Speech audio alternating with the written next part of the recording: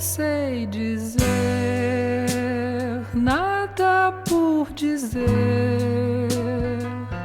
então eu escuto.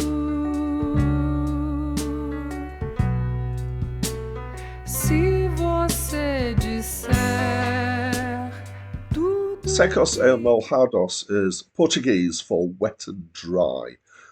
And this is a band from Brazil.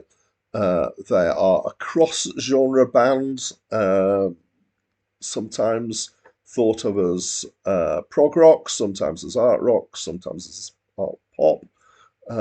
They've also got the Tropicalia label. So Tropicalia was an arts movement in Brazil, I think late 60s, early 70s, which was in opposition to the political power that was there at the time, which had got in through a military coup. Um, Gilberto Gil, who I reviewed one of his albums a few albums ago, was also part of this. So back to Secos e Molhados. They had an initial stint of existence from 1971 to 1974, in which they had two albums. They became incredibly popular in Brazil, and it launched the career of their singer Ney Mato Grosso. I've probably pronounced that very badly.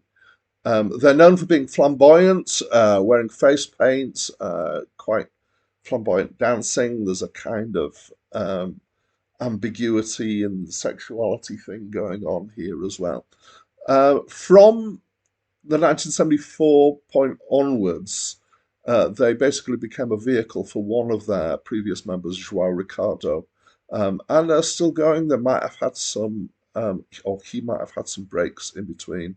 As I said, they're hugely important in Brazil, or have been. They possibly paved the way for quite a lot of good prog rock that came out of Brazil in the 70s. So this was the first of their initial two albums. So this series of reviews is not my first set of reviews that I've done. A few years ago, I did quite a focused set of reviews of the greatest prog rock albums ever, according to some list. I can't remember. One of the criteria that I used for prog rock albums that I'd not come across before was that if they surprised and delighted me, then that was a good thing. And I would say that this album did that. I wouldn't say it's necessarily prog, but it definitely surprised and delighted me. So you probably know, if you've seen some of my other reviews, if I've got an album that I don't know, I tend to listen to it twice. First time without looking anything up, finding out any information. So I'm doing it completely, well, as blind as I can, and then I look up some information and listen for a second time. Here were the surprises that I got through from the first time listening through and from looking up some information. So the first listen through, the first track was a flamenco track. I thought, okay, here we go. This might be Spain. I didn't know where they were from. I thought it was going to be traditional flamenco stuff. But then track two was rock, and it all became very different. So that was the second surprise, that actually wasn't a flamenco album. The third surprise came when I started looking up information, which is that the singer is a man, and he sounds very much like a woman. I was convinced, I hadn't really thought about it, that it was a woman singing.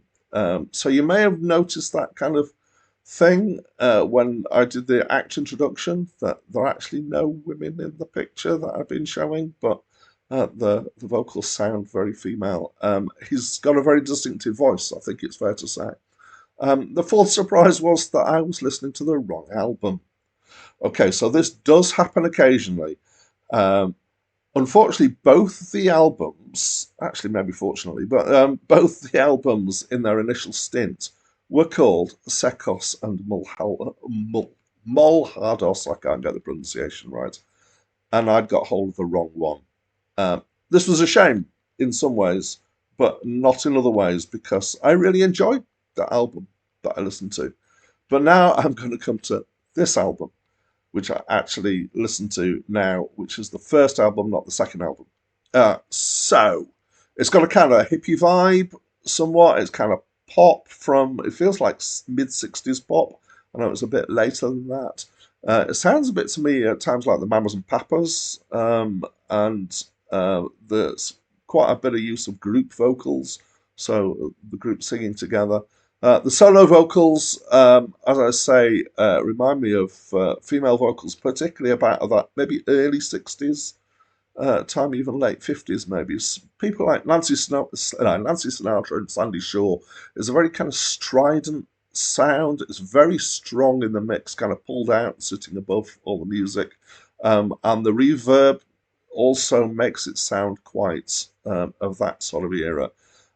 This isn't necessarily a surprise for the 70s for Brazil. I think I get the impression that particularly America and the UK were ahead of the curve in terms of recording technology, and it filtered out to the rest of the world a bit slower.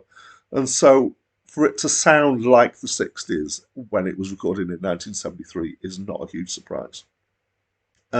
Most of the lyrics are apparently adapted from poets, but they're in Portuguese, so I don't understand them.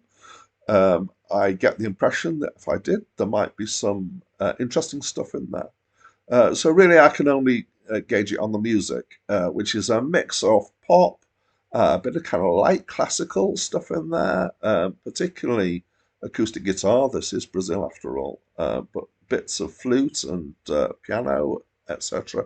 There's also kind of folk and maybe Brazilian ethnic stuff in there, and it's quite varied, but it's still obviously quite pop in the sense that it's very radio friendly and it has variety, but it would probably go down well with, it's quite very accessible, I think is the right word to use for this. I found it was good. It was quite interesting.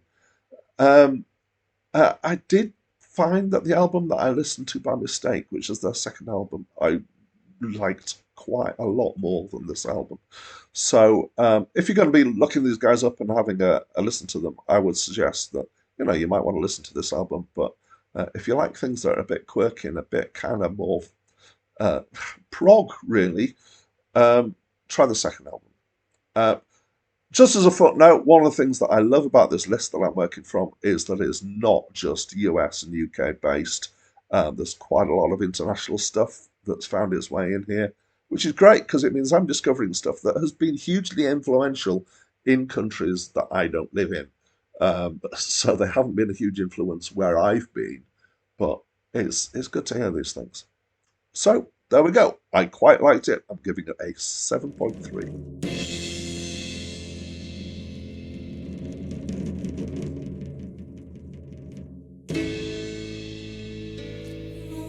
Os fios tensos da pauta de metal